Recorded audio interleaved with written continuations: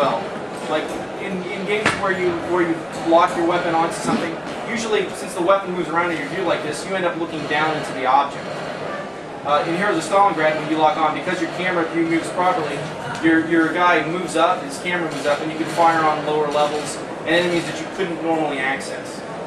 So this is, as we talked about, we're making the game more realistic, but in many ways, more realistic actually just means giving the player more functionality that they would really have in real life, and actually making the gameplay easier.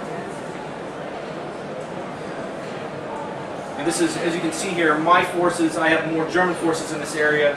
I'm capturing the objective. Okay. Now I'm going to switch over and show you a little bit of a different game type called Skirmish. This game type is all new to Red Orchestra. The premise of the Skirmish game type is you have a squad with 3 fire teams that you're attempting to use to obliterate all of the enemies in the level. You'll have randomly spawned AI enemies that will never be in the same place twice, so you've got a lot of replayability. But the objective is very simple. Go in, obliterate any enemy forces in the area. This can be played offline with AI taking the role of the squad, or online in co-op with other human players taking on the role of the squad. And what I showed you before, I could give high-level tactical views, tactical commands such as attack this objective, defend this objective. You can also give very specific commands to your fire team, which I'm going to demonstrate now. Let's see, rifle team, order them to move over here. Assault team, move over here. LMG team over here. And they will move through the level, tactically taking cover, cognizant of the enemy. They have a sense of self-preservation, so if an enemy walked up right here, even though I ordered them to move there, they're going to move someplace else to avoid being shot. And my goal here is to use these teams to clear out all of the enemies in the level. Put my LMG team up there to give me covering fire. Send my assault team in here to clear out the ground floor.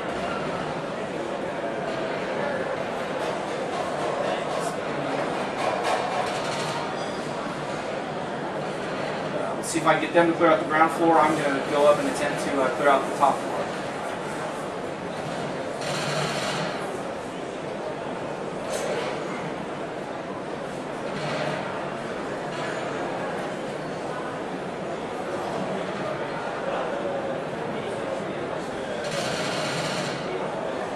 Just in case.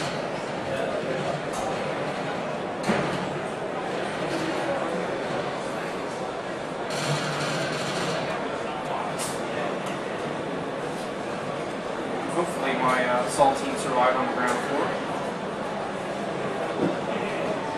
I have that very same statue in my house. You do? It's a very popular statue 50 years ago in Russia. Oh, I can say that even like probably 20 years ago it was pretty popular as well. Yeah. Some of them are still there. I'm sure they are.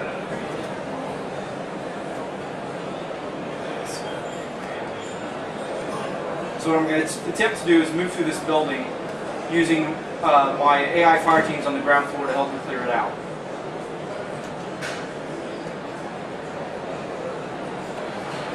If you die, do you respawn, or do you just take over for one of the other floors? Yeah, one of the cool things about this is there's no respawn, but if you die, you take over the nearest AI squad member, which is really cool because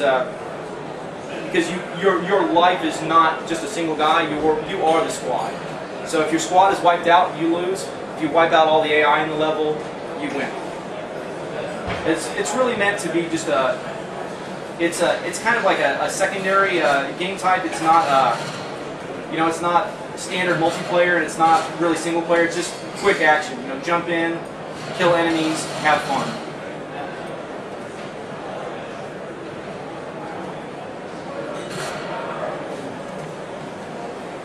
Let's see if I can demonstrate us.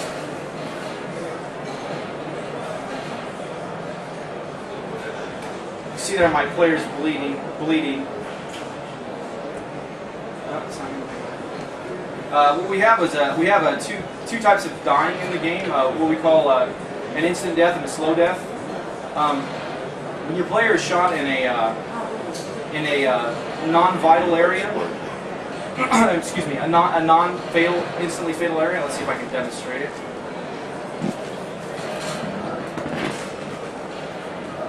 Starts bleeding.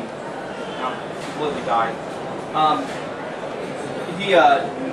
He can actually, the player can actually bandage a wound if it's a non-critical area.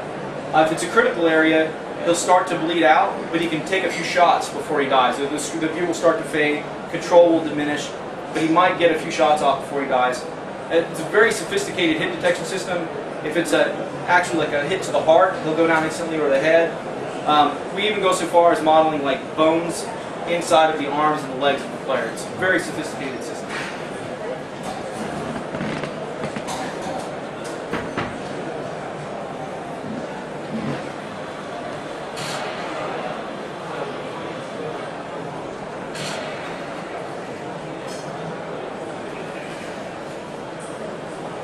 See if I can get a guy to shoot me and not kill me.